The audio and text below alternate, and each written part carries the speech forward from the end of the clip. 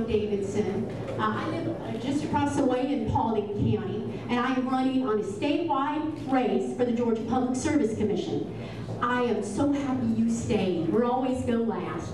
And I want to tell you that although it's not sexy, the Public Service Commission is a very, very important entity. You all get an electric bill, gas bill, correct? You all get a telecom bill. So arguably, we're very, very important. Okay? I want to tell you a little bit about my background. I'm a wife and a mother. I worked in my husband's medical practice. We had 35,000 patients in that practice, and I worked in that for 13 years. I was administrator at Shriners Hospital for Crippled Children for a number of years, and since then I have worked in the area as an energy consultant. Okay, so my background really for the last 15 years has been in energy. And the number one reason that by the way, I'm a moral and fiscal conservative. Debbie Dooley from the Atlanta Tea Party has endorsed me. But the number one reason that I'm running, and people say this, and please don't get exhausted with them saying this, is the issue of ethics. Now, at the Public Service Commission, the Public Service Commission was designed to represent the ratepayer or the consumer against the awesome power of public utilities. Originally, the Georgia PSC was established to protect citizens from the railroad industry. And arguably, it's even more important today. There's only 5 people standing between you and your light bill.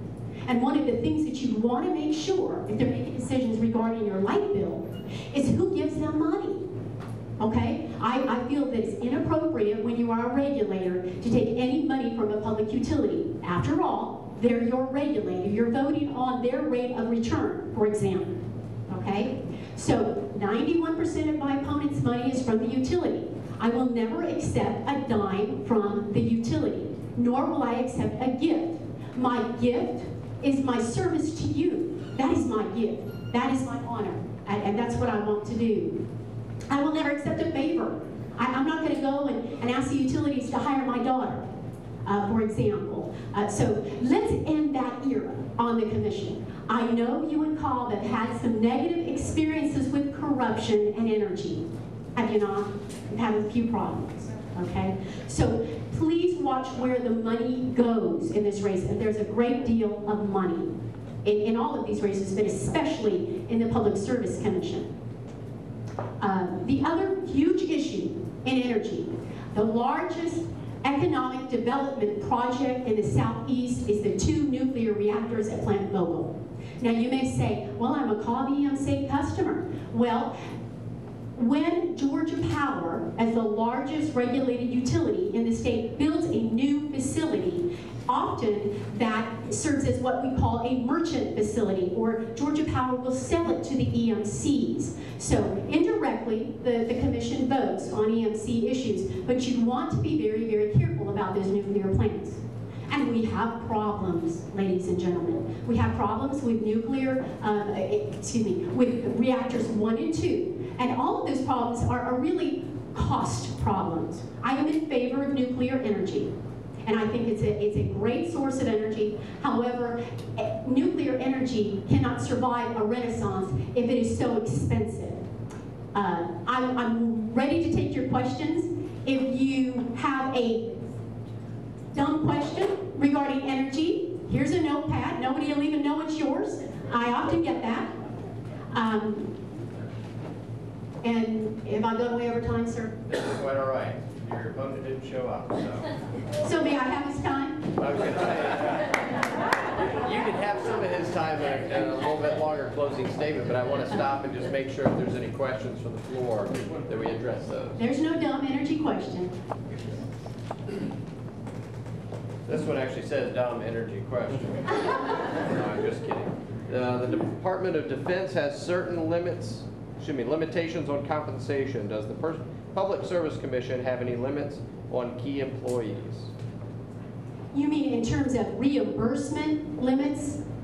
If whoever wrote that question has that. Compensation level for the utility executives. Okay, so if I understand you correctly, the utility executives' compensation limits on how much they can make. No, we don't.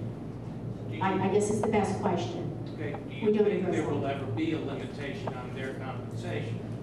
Honestly, sir, I've never heard that question.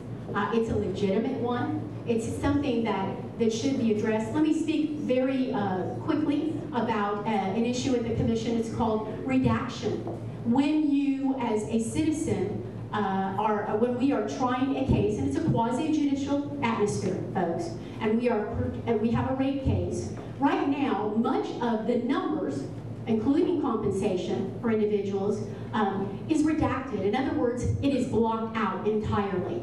In Georgia, it's really obscene how many things are redacted. Because Georgia Power and AGL are regulated utilities, and they are regulated monopolies, and monopoly is not a bad term, they're not competing against any other energy entity for that proposed territory. So to argue that they would need redaction is somewhat nonsensical for most times. So if we were to change the redaction regulation, which the commission can do, okay, then it would be appropriate to look at compensation. And why would that be appropriate? Because the Public Service Commission votes on a rate of return. Okay, so rate of return, we decide essentially what the power company's profit margin is going to be, and that would be a legitimate concern, sir. Anybody else? About a minute and a half closing, Stacey. Okay. Thank you. When I am in South Georgia, I say this in a country kind of way, and I'm kind of country. Folks, hold your seats on. Hold your seats. There's a lot of money in this race. If you have questions, just call me. Go on my website and look about various issues. I have energy experience. I'm running against an 18-year incumbent, and I would say, yes, he has experience, but he might be a little too cozy with the folks that he regulates.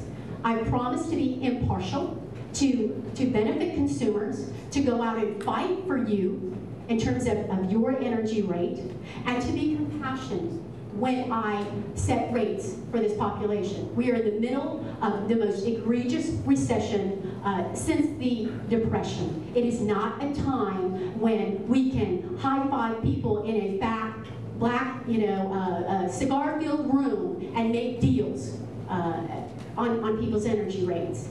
Between 2003 and 2017, the average residential customers' bill went up $53.17. Now, those of you in this room, that may not matter all that much to you, but if you lost a great deal of your money in retirement, if you're an elderly widow, then $53 a month might make a difference to you, especially when we add on your phone bill and these other things that you must pay for in order to have a decent lifestyle. I thank you.